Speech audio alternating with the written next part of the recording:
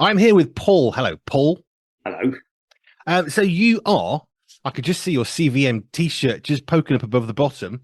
You are Paul and you are part of CVM. Let's just go to what is CVM before we go anywhere else. What's CVM all about? Yeah, Christian Vision for Men is a national movement with a desire to see 1 million UK men come to Christ. Wow. Because if we achieve that, then we'll change society. And I don't think I need to tell anybody that society needs to change. So that's what we do. Please call me Gasky, which is my surname with a Y on. I'm not used to being called Paul, so if you call me Paul and I just look glaze, it's because nobody calls me Paul. So please call me Gasky. I will do. Is it Paul if you're in trouble? Because I'm like, if my wife wants to talk to me, it's Andrew. Very rarely. It's Paul, and as you can imagine, some other things as well. Yes. Colourful descriptions our wives use. Okay, so what do you actually do with CVM? Because I know of you a little bit. We've chatted a little bit. I know you were at the gathering, but what is it you're doing, kind of on a week-to-week basis with Christian Vision for Men? Yeah, my role is, and it sounds really grand. It is regional director for England North, and technically my patch starts at Milton Keynes, which is in the north, don't you know? It's north of somewhere. Yeah, and I work with church groups from across the denominations to train and encourage and equip and resource men to look their mate in the eye and tell him about his Saviour. That's my basic role. Although I do have a geographical boundary, but to be honest, I'll go wherever I'm asked. I'll go anywhere. So I've got pretty much free reign to go anywhere. Cool. I like that thing about looking your mate in the eye and telling him about Jesus, because for me, it's the most natural thing in the world to say I love Jesus Christ, but that's not necessarily natural for everybody. Yeah, absolutely not. No. And again, there's this misconception, and it's one that I'm ashamed to say I had of Christian men and church men being needy and weak and odd, although some of us are, I suppose. But there's that notion that Christian men are just a bit out there, and it's sort of breaking those barriers down and being countercultural. You know, because culturally, it's not really cool to express what you believe, particularly when it comes to Jesus. We're going to talk about Jesus, so it's about getting alongside men and introducing those fellas to Jesus. Thing is about you look at the Bible, you look at the life of Jesus, whether you know him or not, whether you are a fan of Christianity or not. If you look at Scripture, if you look at the Bible, you look at what Jesus did, his day to day. He went where, using the language of today, you needed to be a pretty decent man to go because nobody else would. You needed to have a little bit of something in you because he would go and chat with the prostitutes. Doing that takes just a bit of confidence. The classic one, he turned the tables over in the temple, therefore I can be angry. Well, not exactly. But even the turning over the tables, they were not little aluminium trestles in your camping shop. These would have been big, solid things that he chucked over. So there's a lot in that that's pretty manly stuff that he did.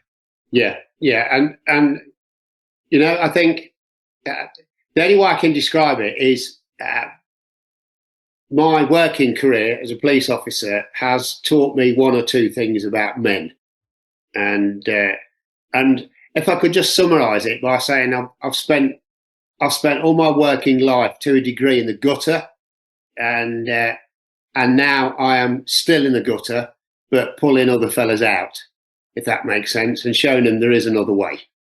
I love that. I love that idea of helping guys. That's what Jesus did.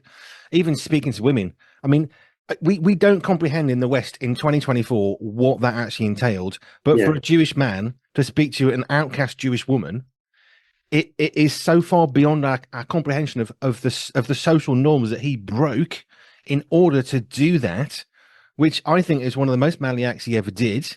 Yeah. But in our modern world, we don't necessarily fully understand what that actually symbolized.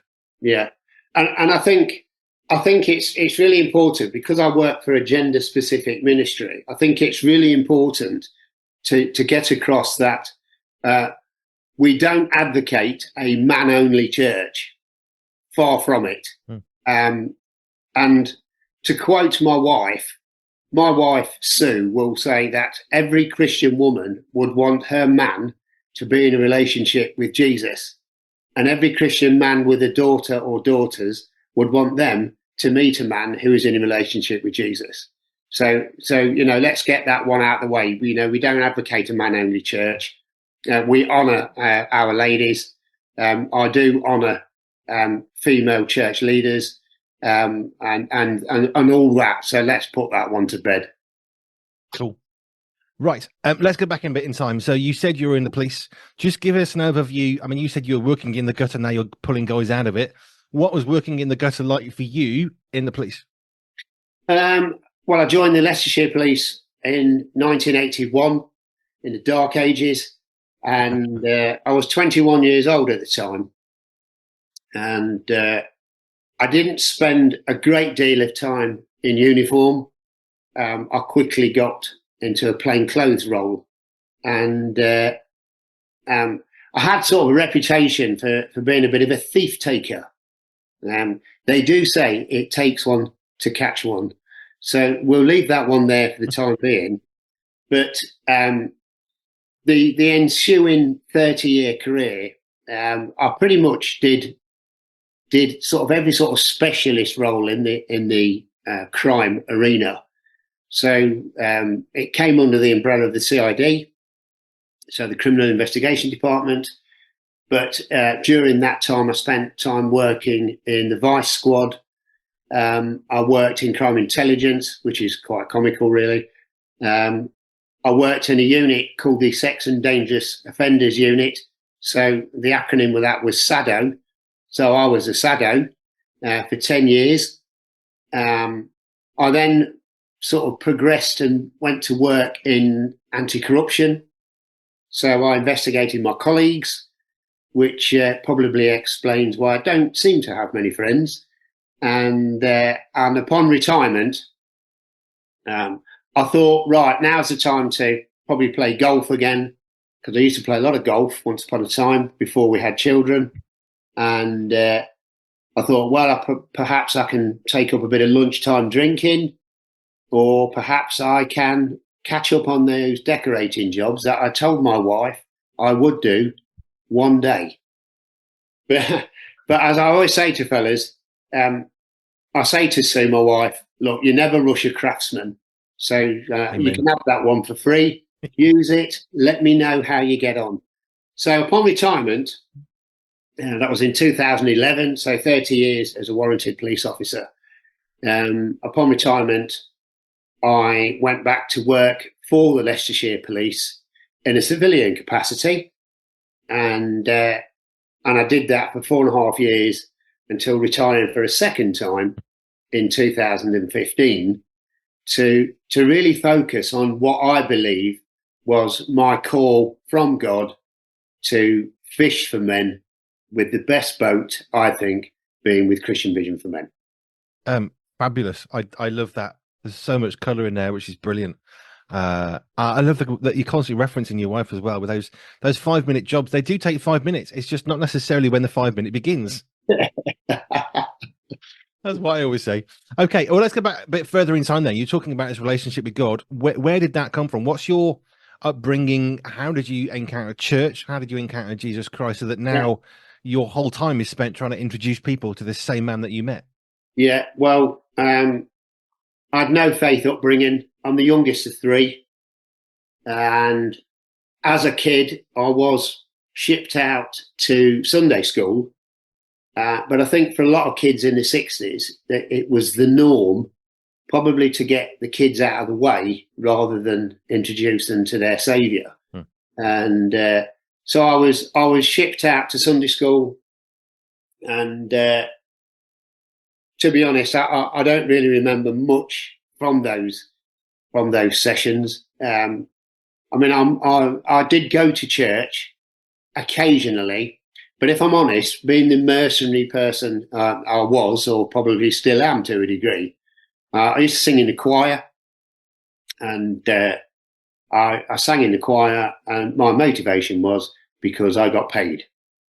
So you got threepence old money for a choir practice, and sixpence or a tanner for a service, and double that for a wedding, which was a good earner. But so that was the reason I went, and as I got older, I was a pretty average kid. Went through the educational system. My big passion in life was playing football, and that sort of dominated my sort of early teenage years, and I was picked to represent Leicester City youth team, and I played alongside somebody you may have heard of called Gary Lineker. Mm-hmm. And of course, Gary made the grade where Paul Gask didn't. Not only was I not good enough, but my interest in sport was quickly replaced by alcohol, women, and tobacco. Not necessarily in that order, but I sort of drifted into other things, and I let my what bit of sporting prowess I had, I let that sort of wane and drift away. So I joined the Leicestershire Police, as I say, in 1981, and I think I was as far away from any faith and church and all that. I was far away as anybody could be, really. And when I did go to church for the mandatory baptisms, weddings, and funerals, I just found it completely alien. It had absolutely no relevance to my life, because here I was in the roughy-tufty world of policing, and 8 hours before going into a church service, somebody was trying to kill me in the city centre. So I just found church irrelevant. They sang songs about loving another fella, which I really struggled with. There was lots of old people, lots of pictures drawn by children, lots of flowers, lots of tapestries. And in the Anglican tradition, the chap running the service wore what I perceived to be something akin to a dress. So it had no relevance to me. And men in church, I just thought they were, like I said earlier, weak and needy and needed a crutch. And throughout my life, I just thought they'll judge anyway, because everybody judges everybody else. So, and if I showed the remotest interest in any of this, would the church try and change me into becoming somebody I'm not? And because I thought I saw church as full of these nice men, and I'm not a nice man. And I thought, well, will the church try and turn me into something that I'm not? So it was not on my agenda at all. I was far away from it, and it was just irrelevant. So how did you get from there? Church doesn't matter to now a relationship with Jesus does. Yeah. There's quite an involved story. My wife came to faith in 1995. And I distinctly remember the night she came home from. She used to go to an event at De Montfort Hall in the city centre of Leicester. It used to be an annual Christian praise event.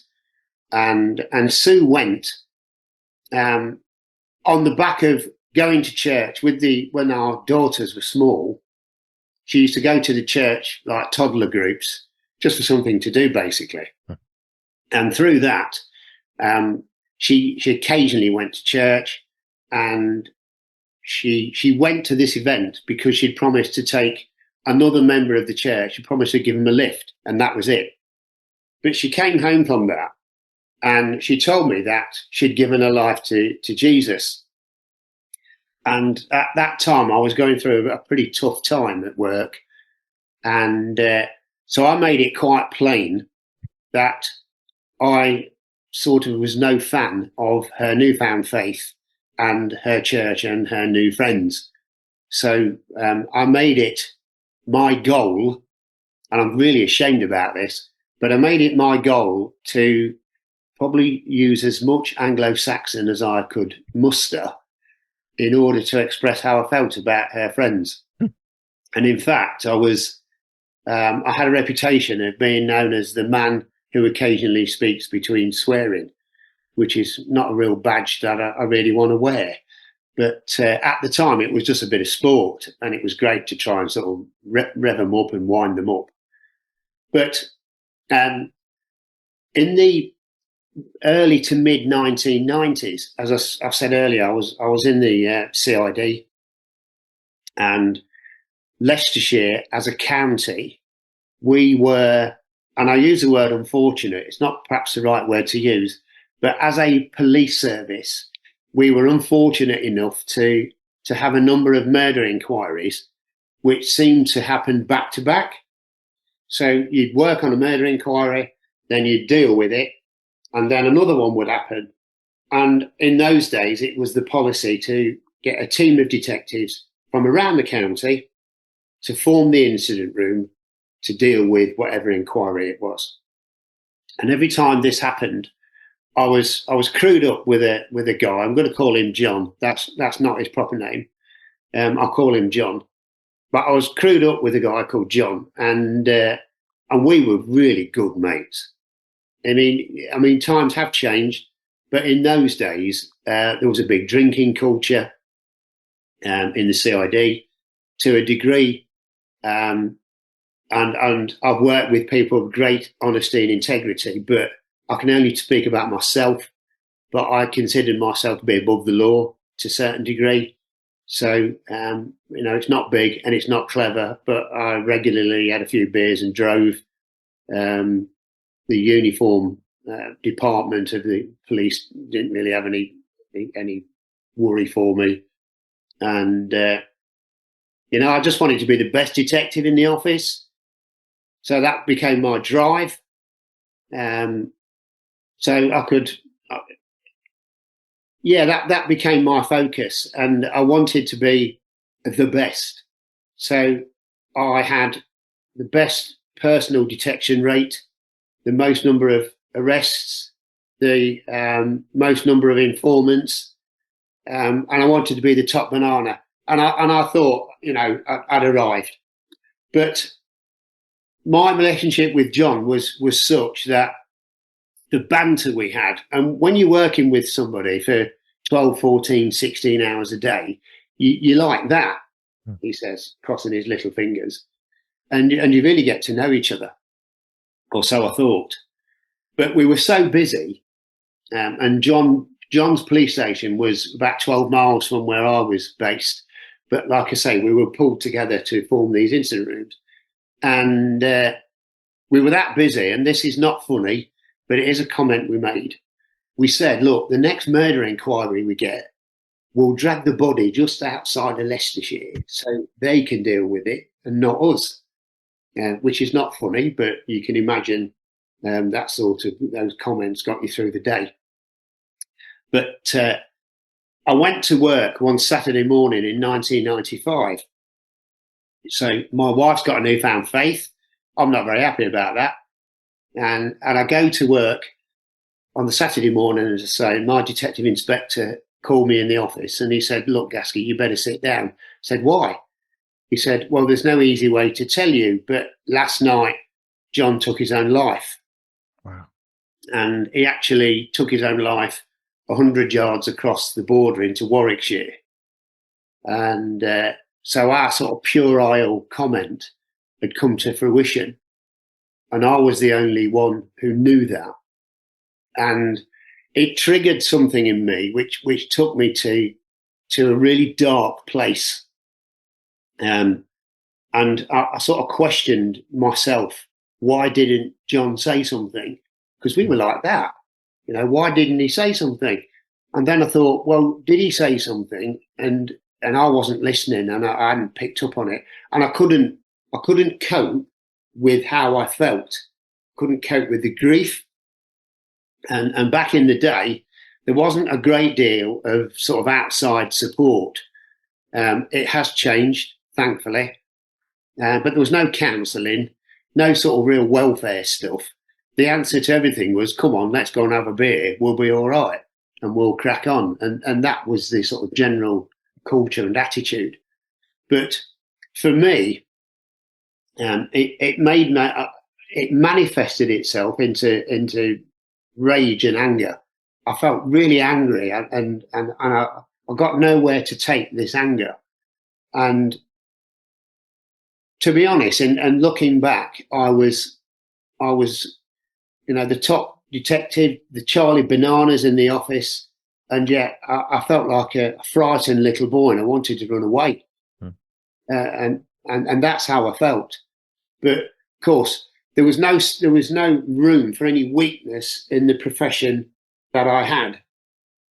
If you showed any sign of weakness, it got taken advantage of, and your reputation was gone. So I tried to hide that, although I couldn't cope with how I felt, as I say, and I had really problems sleeping. I couldn't sleep due to anxiety and everything else. So I tried to induce sleep any way I could. And if that involved drinking copious quantities of alcohol, that's what I did.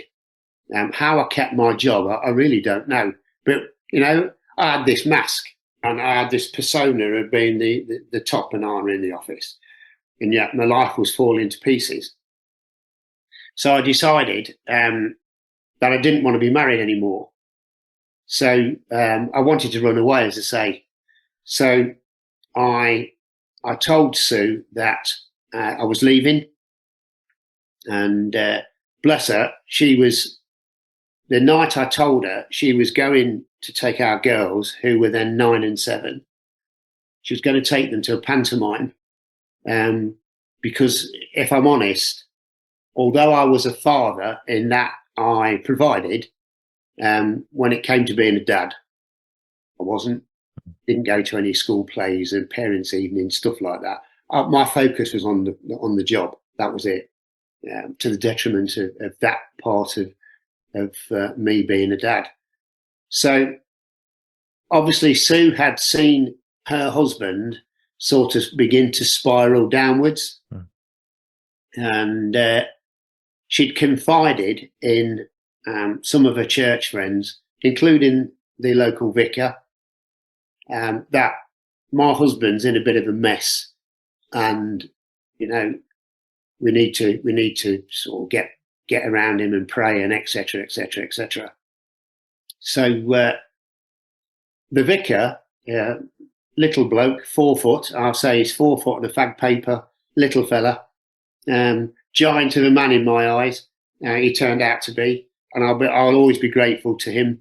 But at that time, Sue said to him, because he said, "I'll go round and I'll go and speak to your husband." Sue said, "Well, the time's not right because he's likely to assault you," because that's where I was. I was really angry, and I'm ashamed to say I've had a couple of punch-ups in police stations with other police officers. That's where I was. I was just angry. So the night I announced I'm going, Sue still took the girls to the pantomime because she'd promised them. But on the way out, she popped into the vicarage and said, "Now's the time." So there I am, filling my car with my worldly possessions. And this little clergyman turns up. And I thought, "You're all I need. You're all I need." And I couldn't get rid of him. He just wouldn't go away. Despite me using as much Anglo-Saxon as I could muster, and some words that I probably made up anyway, he wouldn't go away. But eventually I said to him, "Look, Tony, when I'm sorted out, I'll come and see you." And he said, "Right, now you've said that, you've got to, because if I said to you, I'll come and speak to you, and I didn't, you'd call me a hypocrite. I said, yeah, I would. Yeah, I would. He said, so you've got to come and see me. I said, yeah, I will. And off he went. Thought, great, got rid of him. I had no intentions of seeing him, ever. Just wanted him out of the way. But I left my marital home. I walked away from my marriage and my girls, and I got nowhere to go. So I sofa surfed. I occasionally slept in my car, slept in the office, slept in the cell block, would you believe, at the police station now and again. I just got nowhere to go. And I felt wretched. I just felt wretched. And because I couldn't sleep, and despite my best efforts to induce sleep, that didn't seem to work either. So I sort of dabbled in substances you don't buy across the counter at Boots. And I came to the conclusion after 2 or 3 months, I came to the conclusion that perhaps the world would be a better place if Paul Gask wasn't in it anymore. And because, like I say, I couldn't sleep, but I came to the conclusion, if I'm permanently asleep, then I won't be in any more pain. And it was as simple as that. So my attitude was very much blinkered, because people said to me, you know, well, you got family, you got this, you got that, you got the other. The only person I was focused on and interested in was me, how I felt. So I made the decision to take my own life. Now, I didn't tell anybody and I didn't leave any notes. I just decided that was it. So on New Year's Eve, going into 1996, I decided that I would end my life, and I decided to jump from a railway bridge in the centre of Leicester. And the reason I chose to do that, because I'm terrified of heights, would you believe? I'm absolutely terrified of heights.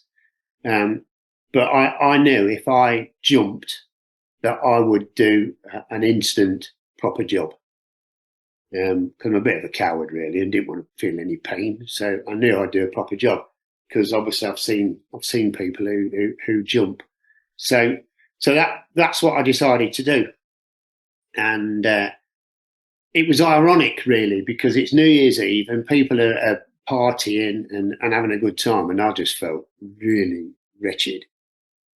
So I climbed onto the bridge, onto the wall of this bridge, and I was one step from going over. And then this inner voice, which I did write off as conscience, this inner voice said, look, don't do this. Just remember how angry you were when John took his own life. So don't do it. And it didn't so much as bring me back to my senses, but it made me get off the wall. And I wandered around for 3 days, would you believe? I just wandered around and I just thought, well, I've got nothing. I've got no future, nothing. So I found myself at the door of our local vicarage. Yeah. And Tony let me in, and I couldn't talk to him for an hour. I was just too upset, and proper upset, proper crying. And he said to me eventually, what are your plans? I said, I haven't got any. I said, I didn't even plan to be alive. So he said, well, do you want to go home? And I said, well, how can I go home? Because I've put Sue and the girls through hell. I mean, I'd started divorce proceedings and everything else. And I've put her through hell. And I've done some dreadful things. Dreadful things. So I can't. And he said, well, we'll see what happens. Now, unbeknown to me, when I left, Sue had dreamt that I was working for a Christian organisation. She dreamt that I was singing in a Christian rock band, and I've done a little bit of that as well. There's a couple of CDs floating around in the ether somewhere of yours truly singing. And she dreamt that I was preaching in church and all that. And she felt prompted to read a passage. I think it's from 2 Corinthians. I'm no theologian, but it's a passage, I think it's 2 Corinthians, which talks about questions about marriage. And in the Message version, which she felt prompted to read, it said, and I'll have to paraphrase, it said, if your unbelieving husband leaves, let him leave in peace. You never know, wife, how you handle this might not only bring him back to you, but bring him back to me. And she clung on to that. And she was saying to people, no, he's going to come back and he's going to be a man of God. And they were, with the greatest respect to some people from church, they were basically saying, get rid of him. And I understand that. But so I turn up at my marital home holding the hand of this little clergyman because I wasn't man enough to go on my own. And Sue allowed us in. And I told her that I'd contemplated ending my life. So she's straight on the phone to our GP. Our GP is a member of our church. So you see where this is going. Yeah. So I'm dispatched to see the doctor. And he said, you need an urgent mental health assessment. So he said, it's that serious. He said to Sue, if you can't take him, then I'm going to get an ambulance because he's in serious need. So I'm poured into the car and off I go to hospital. And the mental health unit that I was assessed at is no longer there. It's closed now. But I said to Sue on the way, if they try to admit me, then I'm going to kick off. So I'm going to kick off big style. And Sue said, well, because that's where I was just angry. And Sue said, well, we'll worry about that if we have to. So the hospital mental health unit, it was down a really long corridor, which had like a polytunnel, and it was right at the other end. And I distinctly remember entering that sort of corridor, and I'm sort of pumped up, ready to really go. And a door opened to my left, and this fella appeared, and he was enormous, member of staff. He was massive. And I looked at him and I thought, well, if I go in with as much violence as I can, I might be able to, that's what I thought.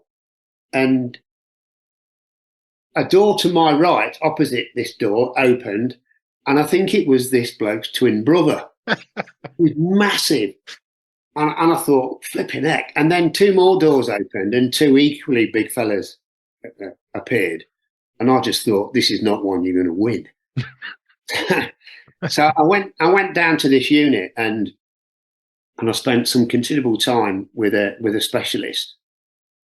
And I was diagnosed with suffering from severe depression and what would now be recognised as well as PTSD. It didn't really exist back then.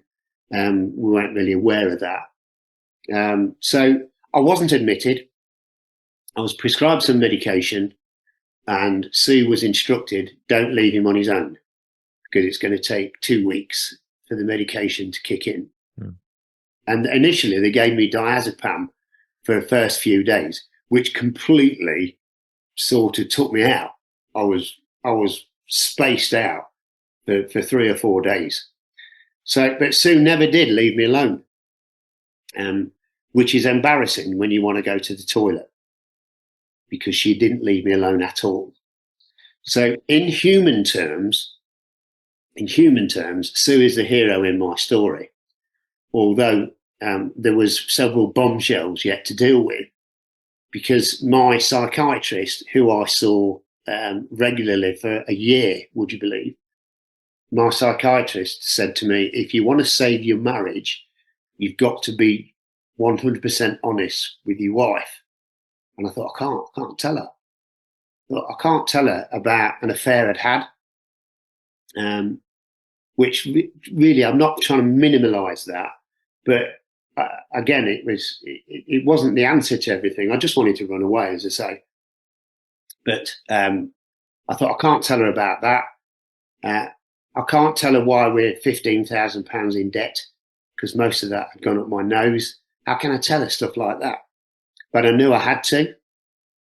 And the best bit of theology I've ever heard, and this is not biblical, by the way, but it's the best bit of theology I've ever heard, and you'll have to forgive the vernacular, but it is, a good confession is like a good puke.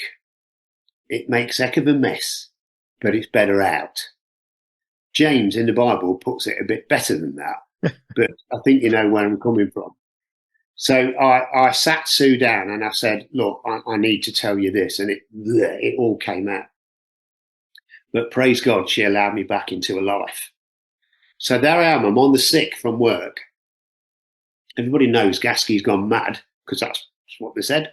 You know, he's gone mad. And I've got lots and lots and lots of brownie points to earn, because I've made all these revelations to my wife. So I've got lots to claw back. So, like I say, I'm on the sick, and she said to me, we're having a bring and share evening at the vicarage. Will you come? And I thought, oh no, please, no, not with all those do-gooders, and oh no, and all those people who are going to judge and point the finger. Oh no, please no. But I had no choice. I had no choice. But I said to her, I said, look, I'll come, but the first bloke who says something, I'm going to take him outside, vicarage or no vicarage, and I'm going to give him a bit of a slap. And Sue said that nobody will judge. I said, they will, because that's just the way it is. So anyway, we turned up at the vicarage under duress, and I spent the next 2 to 3 hours with a bunch of churchmen, because we were in the kitchen, of course, because you'll always find me in the kitchen at parties. Anyway, I won't do another one like that, promise. But in those 2 to 3 hours, I realised that these blokes I thought were weak and needy were really some of the strongest men I'd ever met. So we went home and went to bed, and I had some pleasant thoughts for a change, because I'd had a really nice evening with these fellas. So I fell asleep, and then I had what I can only describe as my worst nightmare ever. Now, I'm not easily intimidated, as you can see by my good looks. I'm not easily intimidated. I've been around a bit, but I had a nightmare which was the most frightening experience in my life. And in my nightmare, I was being pulled between two forces. And on one side, it was just black, nothing. There was nothing there. And on the other side, there was a tiny speck of light. And I was being pulled between the two to such an extent that I really believed I was going to be torn in half. And I wasn't really bothered which side was going to win. I just wanted to be let go. And unbeknown to me, Sue was praying over me. She could see something weird is happening here, because I was thrashing about and screaming out in bed. And Sue's praying over me. And after this titanic internal battle, I was released by the darkness, just let go of me. And I was propelled towards this light, which got bigger and bigger and bigger. And the only way I can describe it is it was like the velocity of a cork coming out of a champagne bottle. And I was propelled towards this light and then released into a pure, blinding light, a real pure light. And I woke up, and I sat up in bed confused. I was wet through with sweat, and I was trying to work out what I'd just experienced. So Sue decides perhaps now is the time to fetch a copy of the Why Jesus booklet that she'd hidden in her sewing basket downstairs. So she's out of the bedroom. And as soon as she walked out, I became aware of another presence in our room. And in the corner, in the gloom in our bedroom, a figure held out his hands towards me and said, "Paul, just trust me." And I knew it was Jesus. I just knew it was Jesus. Now, you think being a former police officer, I'll be able to give you a better description. You know, he's about 5'10", he's got a bit of a beard, and I can't. And it's not a cop out, excuse the pun. But the only way I can sort of summarise him is pure peace, a pure peace that I'd never experienced before. So at 1:10 a.m. on Sunday, the 3rd of March, 1996, my life was transformed by an encounter with the risen Lord Jesus Christ, and that set me off on the journey that I've been on ever since. But of course, it didn't come without its difficulties, because I've never read anywhere in the Bible where it says, you know, your life's going to be sorted. If only, far from it. But of course, I had to go back to work, and which was really interesting. So I go back to the CID after I've been off for over 4 months, and I walked in. And to be fair, I could have been a bit more subtle. I mean, I'm no shrinking violet, as you've probably worked out. But I walked into our office, and I just announced to the whole CID office, gentlemen, whilst I've been off, I've met the risen Lord Jesus Christ. And they went, Gasky, since you've been off with a mental health problem, we're not quite sure you should be back. And of course, they took the mick. And I went in one day, just to give you an example. I went in one day, my desk was covered in a purple cloth with a candle on each corner, like some sort of altar. And we had a tannoy system that was audible in our car park. And I parked my car one morning to be greeted by about 1,000 decibels of onward Christian soldiers. So they took the mick. And of course, they tried to explain it away. Some said that I made it up to save my marriage. But at that time, if I'm honest, then my marriage didn't really mean a lot to me, if I'm honest. So there was, but I understand why they would explain it away. Some said I was hallucinating. All I can say to that is I'd never hallucinated before or indeed since, but I get why they would say it. Some said it was as a result of the medication I was on, but it never said anywhere on my prescription that a likely side effect was a visit from Christ. Didn't say that, but I get why they would say it. And some said that we had a burglar in our house. Well, not only was nothing stolen, but I take it from me, had my house had an intruder, then he wouldn't have got out alive. That is a fact. So, but I get why they would try and explain it away. But all I said to them was, the proof's in the pudding, like everything, and you will see a completely different Paul Gask. And my journey with Christ started. In fact, I ended up leaving the CID for a while, which is a story on its own. How God was in that, and if I have time, I'll tell you, of course.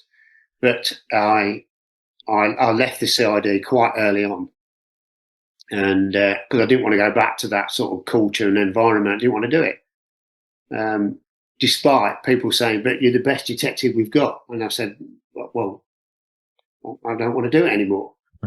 And a senior officer in the CID said to me, he said, "I've got blokes crying out to come in this department." So I said, "Give it to one of them then." You know, simple as that. But my journey started with Christ, started with a children's Bible, not ashamed to say that. It had pictures in and I understood it. And then I did the Alpha course, and I had to do it again a second time because I had so many questions, and I'm not a sort of bloke who pretend to be what I'm not. So I did the Alpha course twice because I wanted to get my head around it. And over the years, I've been involved in leading lots and lots of Alpha courses, which has been such a privilege. But that took me down to doing a 2-year course in the certificate in Christian discipleship. with the Leicester Diocese, which was really interesting because I thought I can't do some sort of academic theological qualification when the other people on the course were like GPs, solicitors, barristers, people of that profession, and you got me, and I thought I can't do it. But again, to cut a very long story short, my church, parochial church council, the PCC, paid for my first year of study. Had they not, I'd have sacked it off because I thought I'm not good enough to do this. But I did 2 years theological study where I had to do assignments that were marked by university, which was really interesting. But I got through that. And then I did a year's training as an evangelist. So the Bishop of Leicester, in his infinite wisdom, licensed me in 2010. And coincidentally, 2010 was when I discovered Christian Vision for Men. Wow. And I've spoken for far too long, haven't I? No, not at all. Because it's your story, but I wasn't going to interrupt that one. There's an awful lot in there. I am conscious of time. I maybe got 10 minutes, but I love how there's an awful lot I can recognize in parts of that, not the whole story. I understand PTSD. I had 18 months of therapy for that. But that's my story. But your story is one of redemption. It's one of God allowing only so much. You know, there's a misquoted scripture, isn't there? God doesn't give us more than we can handle, which is not true at all. God doesn't give us more than we can handle with Him, absolutely. But we will face trials and you know, traumas and stuff, and that's life. Even to how your buddy in the police, how he decided that, okay, this is where I'm going to end. I mean, even that's just on its own. That is a trauma that you have to process. Yeah. But I can certainly, identify certain parts of the thing. I can understand bits of this. But your story is your story, so you have definitely not spoken for too long, because it's a powerful story of God's redemption. It's a powerful story of a praying wife, the power of a praying wife, which is phenomenal. And I think I just wanted to touch on that briefly, because what I heard from you in that is you'd given up on you. God never gives up on us, but your wife didn't give up on you, and that is such a pivotal change in your life, I guess, is how I would verbalize it, because she went to this little 4-foot guy who was a man of God. And the thing is, if you are a man of God, then it doesn't matter if you wear socks and sandals, because you know what? You've got more strength in you because of that relationship, which is why he probably wouldn't have cared what you could do to him, because you're a soul that he wants to see meet Jesus. Yeah. Yeah. And again, I've discovered that when I left, every night when Sue put the girls to bed, the three of them would sit and pray for their daddy. Wow. And you know, that makes me quite emotional even now. But if it wasn't for Jesus, then Sue would have moved on by now. My girls would have forgotten me. And I'd have never have met my 5 amazing grandchildren. But what I want to stress is, and I say this to fellas, because I've had that amazing encounter with the risen Lord Jesus Christ. If somebody hasn't, that doesn't mean that He favours me more than you, if that makes sense. Yeah. And and I'm not the finished article, far from it. What I do know is I'm not the man I should be, but I'm so grateful to Him that I'm not the man I was. And we're all under construction, and I'm learning all the time. And one day when I stand before Him, because I will, if I can speak, then there's lots of questions I want to ask. And part of me thinks, well, it won't matter, so don't worry about it. But we've not been immune to the awful things in life. So my life is not all wine and roses, and everything's hunky dory and it's great, because it's 14 years now since my daughter lost one of her twins, right near the end of the pregnancy. and as a family, we had to go through that indescribable pain of that little one's. Her name was Lily. That little one's funeral, where my son-in-law carried that little white casket down the aisle of that church at the funeral, and that has scarred my heart. It has, and without Jesus in my life, then I don't know how I would have coped with that. But before that happened, I wouldn't have been here anyway. And I remember being really angry, and I stood in my back garden shouting at the sky. I was angry at God because this had happened. But 14 years later, my daughter has done so much positive work with other women who have lost children suddenly like that. So in all that horribleness, something good has come out of that even. So I'll give thanks for that. I'll tell you one thing I just wanted to say, because we've got about 5 minutes before we need to finish, otherwise we won't fit this in. But the one thing that struck me was you talked about how you saw these guys at church. They're only there because they need a crutch. And I've shared this part of my life before, but when I was at school, there was a guy, I'm an atheist. Very clearly, I'm an atheist. There is no God. There can be no God. And he said, the problem with you, Andy, is you see God as a crutch. And I've shared this line before. And I said, yes, if you've got more crutches, I'll take them, because him as my crutch is the only reason I can get through the day to day. Yeah.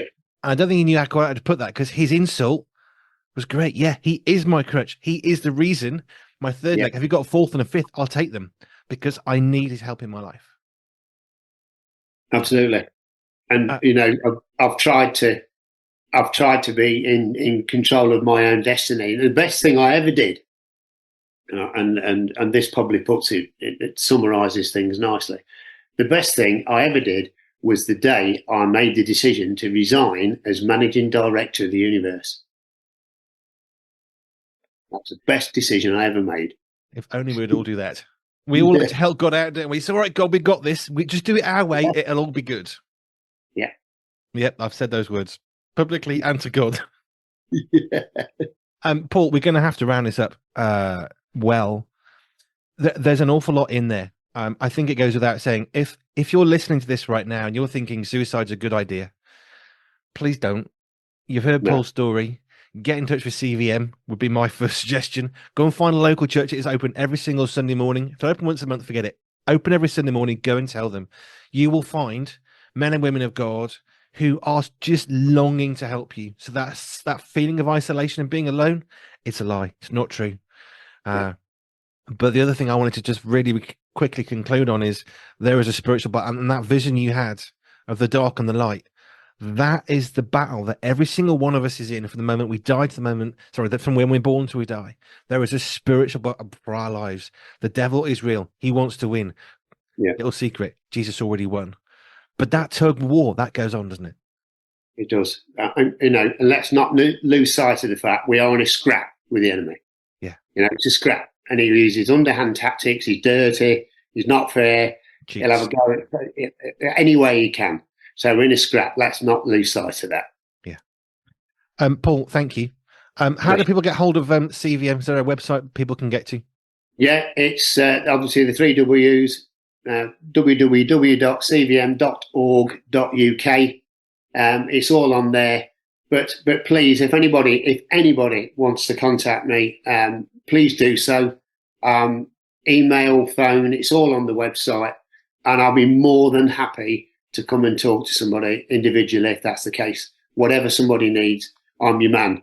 So I'm a resource to use. So please use me, because there are guys out there who are desperate to, and I know this, desperate to hear about their Saviour.